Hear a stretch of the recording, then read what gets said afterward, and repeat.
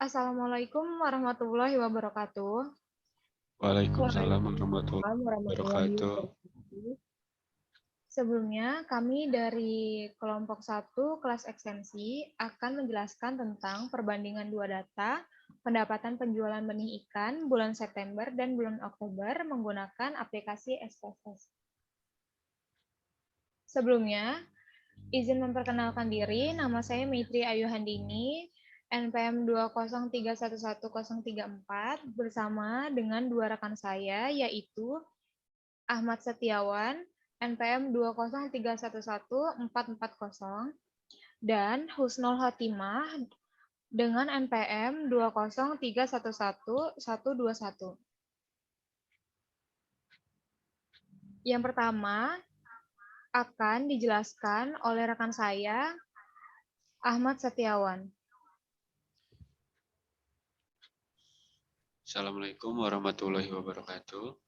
Waalaikumsalam warahmatullahi wabarakatuh. Di bagian pertama saya akan menjelaskan perbedaan uji data, yaitu pada bulan September dan bulan Oktober. Deskriptif data pada bulan September, setelah kita memasukkan data di aplikasi SPSS, dapatlah nilai-nilai yang terdapat di layar.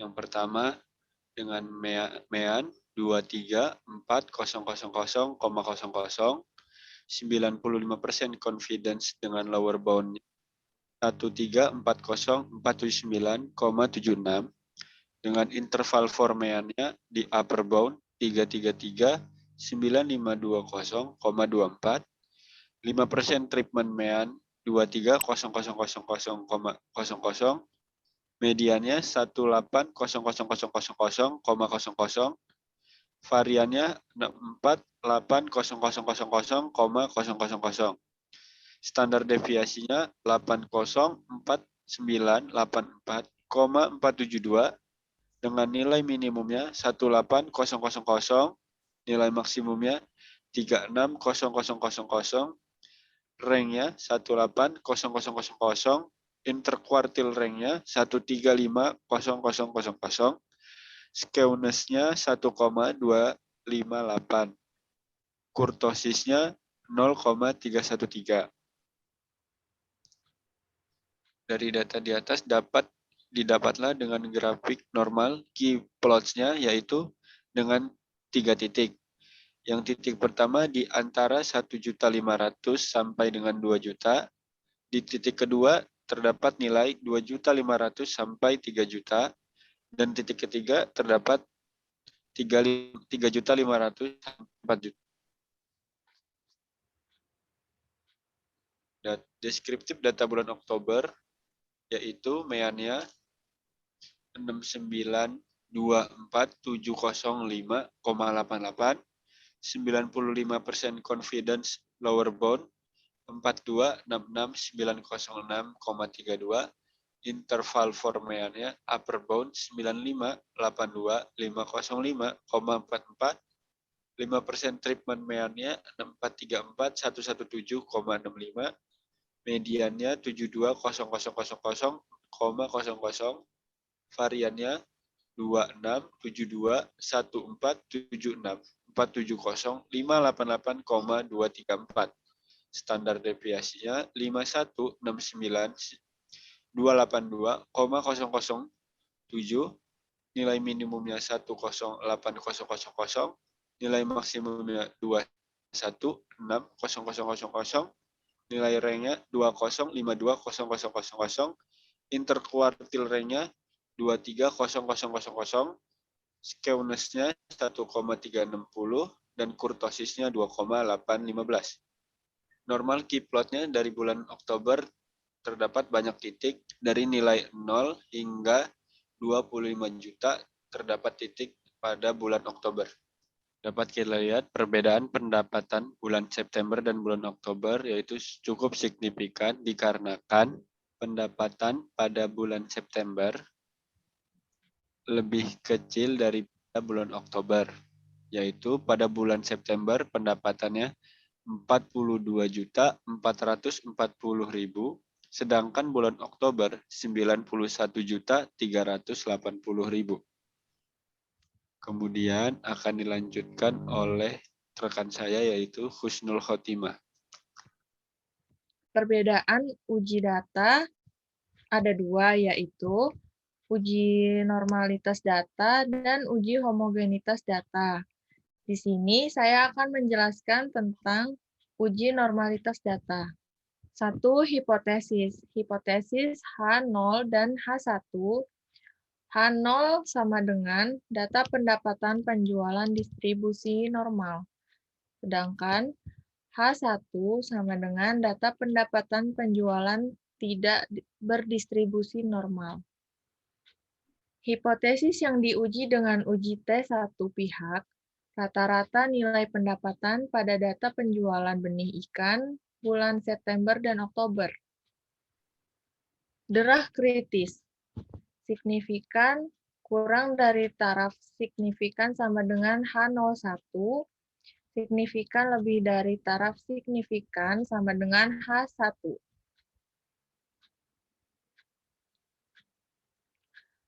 Tingkat signifikansi. Taraf kepercayaan 95% berarti tingkat signifikansinya 5% atau 0,05. Oke, dari data yang sudah diinput, didapatkan normalitas data seperti gambar yang ada. Dari data Kolmogorov pada bulan September, didapatkan statistik 0,349, DF-nya 5, signifikannya 0,046, sedangkan bulan Oktober pada statistiknya didapatkan 0,168, DF-nya 17, signifikannya 0,200. Dari data Shapiro-Wilk di bulan September didapatkan statistik 0,771, DF-nya 5, signifikannya 0,046, sedangkan Shapiro-Wilk pada bulan Oktober didapatkan statistiknya 0,855, DF 17, dan signifikannya 0,013. Kemudian didapatkan statistika uji pada bulan September dengan signifikan sama dengan 0,046, sedangkan Oktober signifikan sama dengan 0,013. Jadi, September 0,046 kurang dari 0,05, signifikan kurang dari 0,05, sedangkan Oktober 0,013 kurang dari 0,05, signifikannya kurang dari 0,05. Kemudian keputusannya September itu sama dengan normal dan Oktober juga normal. Kesimpulan. Jadi dengan taraf signifikan 5%, didapatkan kesimpulan bahwa data bulan September dan Oktober adalah normal. Kemudian, selanjutnya uji homogenitas data akan dijelaskan oleh rekan saya, Maitri Ayu Handini, dipersilahkan. Saya akan menjelaskan tentang uji homogenitas data. Yang pertama, hipotesis. Hipotesis H0 dan H1 yang diuji dengan uji T dua pihak. H0, new, terima H0, rata-rata nilai pendapatan penjualan benih ikan berdistribusi normal adalah 5.882.727,27. Dan H1, new, terima H1, bukan sama dengan rata-rata nilai pendapatan penjualan benih ikan tidak berdistribusi normal adalah 5.882.727,27. Tingkat signifikansi taraf kepercayaan 95% berarti tingkat signifikansi 5% atau 0,05. Di daerah kritis yang didapat, signifikan lebih kecil dari taraf signifikan, yaitu H0, dan signifikan lebih besar dari taraf signifikan, sama dengan H1. Kemudian, setelah kita uji homogenitas, didapatkan based on mean, Levene statistiknya 5,543, DF1-nya 1, DF2-nya 20, dan signifikannya 0,29. Based on mediannya didapatkan 5,649, DF1-nya 1, DF2-nya 20, dan signifikannya 0,28. Kemudian, based on median and with adjust DF, itu Levene statistiknya 5,649, DF1-nya 1, DF2-nya 16,507, dan didapatkan signifikannya 0,30. Kemudian, based on trend mean, itu Levene statistiknya didapatkan 5,658, DF1-nya 1, DF2-nya 20, dan signifikannya 0,27. One sampel statistik, pendapatan dari jumlah data 22, meannya 588,2727,27, standar deviasinya 493,4559,547, standar error mean 1052,051,630. One sample test didapatkan pendapatan T 5,592, DF-nya 21, signifikannya 0,00, mean difference-nya 588,2727,273. Kemudian 95% confidence didapatkan 369,4866,14. Kemudian didapatkan statistika uji signifikannya 0,00 dan alfa atau taraf dari signifikan itu 0,05. Jadi didapatkan bahwa signifikan atau 0,000 itu lebih kecil dari taraf signifikan 0,05. Keputusan uji karena nilai signifikan 0,005 lebih kecil dari taraf signifikan 0,05, maka terima H0.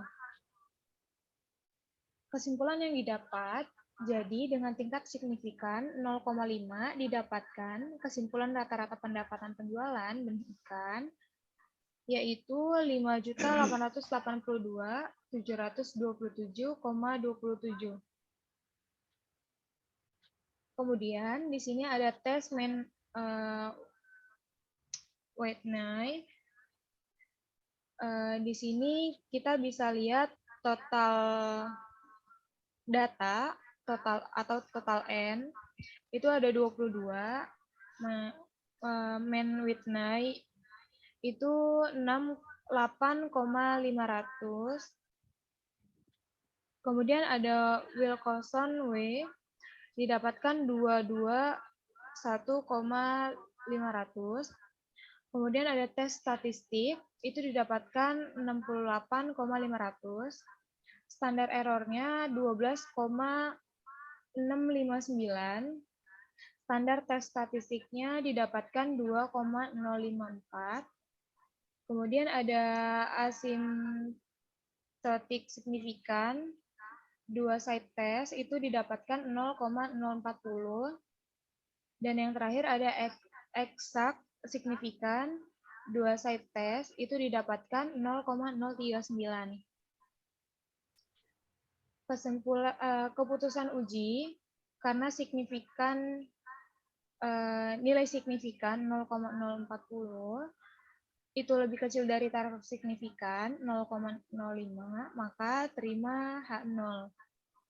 Kesimpulan yang didapat dari keseluruhan data yaitu UJT satu pihak signifikan lebih kecil dari taraf signifikan yaitu 0,05, maka terima H0.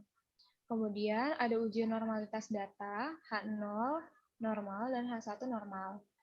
Didapatkan signifikan lebih kecil dari taraf signifikan yaitu 0,05, maka terima H0. Kemudian uji Whitney itu signifikan lebih kecil dari taraf signifikan yaitu 0,05, maka terima H0. Kemudian ada uji homogenitas data, yaitu H0 homogen dan H1 homogen. Didapatkan signifikan lebih kecil dari taraf signifikan, yaitu 0,05, maka terima H0 homogen. Kemudian yang terakhir ada uji T dua pihak, itu H0 μ1 dan H1 μ1. Didapatkan signifikan lebih kecil dari 0,05, maka terima H0. Sekian presentasi dari kelompok kami. Kami ucapkan terima kasih. Kami akhiri. Wassalamualaikum warahmatullahi wabarakatuh. Terima kasih. Sekian presentasi yang dapat kami jelaskan dan kami sampaikan. Terima kasih. Kami akhiri. Wassalamualaikum Wassalamualaikum warahmatullahi wabarakatuh.